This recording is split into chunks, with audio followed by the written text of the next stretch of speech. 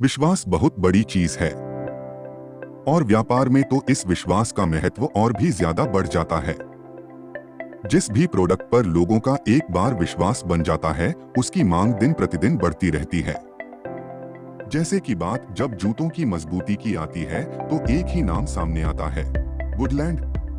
Woodland के जूतों के लिए ये फेमस है कि इंसान इस कंपनी के जूते शौक से तो खरीदता है, लेकिन इन जूतों का शौक मर जाता है, मगर ये टूटते नहीं। आज भारतीय फुटवियर मार्केट में कई ब्रांडेड शूज मौजूद हैं, पर 90 के दशक में केवल बाटा या करोना का बोलबाला था। उन दिनों एडवेंचर शूज के साथ भारत में जन्मे वुडलैंड की कहानी भी एडवेंचर से भरी है। आज हम आपको जूतों के इसी ब्रांड की कहानी बताने जा रहे हैं। तो चलिए जानते हैं कि कैसे एक भारतीय व्यक्ति ने रूसी जूतों पर भारत की मुहर लगाई और भारत में इसकी महज 3 दुकानें खोलकर पूरी दुनिया में इसे फेमस कर दिया। 90 के दशक में जूतों के बाजार में केवल 2 नाम गूंजते थे, बाटा और करोना। ये वुडलैंड ही था जिसने इन दोनों के किले में सेंध लगाई और भारतीय बाजार में उतरकर धीरे धीरे अपनी जगह बनाई।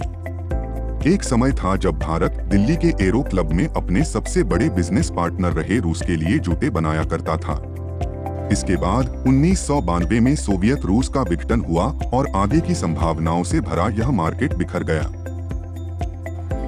इसका नतीजा ये निकला कि रूस की तरफ से मिले निर्यात के सारे ऑर्डर रातों रात रद्द कर दिए गए।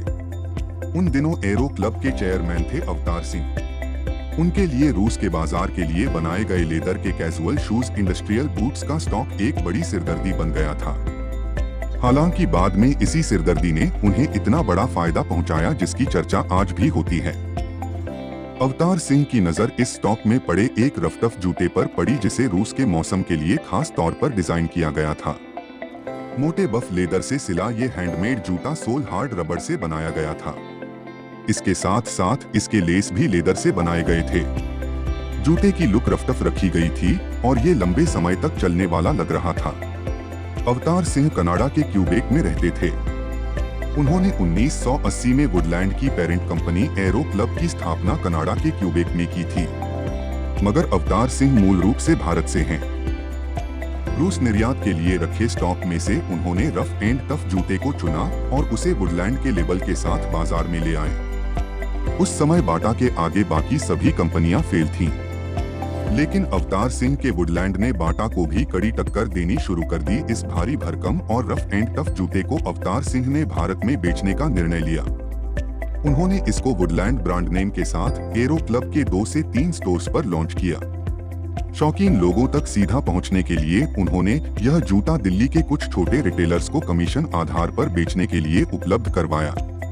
अवतार सिंह ने इस शू को स्टाइल नंबर दिया JE0092। इस नंबर में 0092 का मतलब 1992 और जी का मतलब जेंट्स शूज था। पैसे का पूरा मूल्य वसूल करने वाले भारतीय ग्राहकों ने वुडलैंड JE0092 को पसंद किया।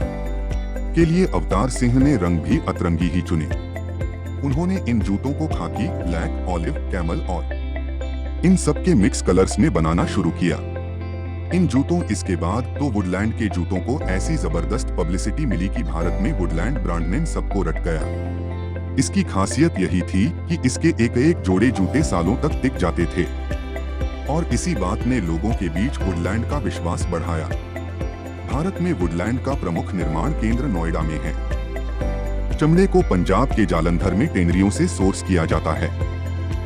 वुडलैंड की हिमाचल प्रदेश और उत्तराखंड में 8 फैक्ट्री हैं, जो 70% डिमांड को पूरा करती हैं।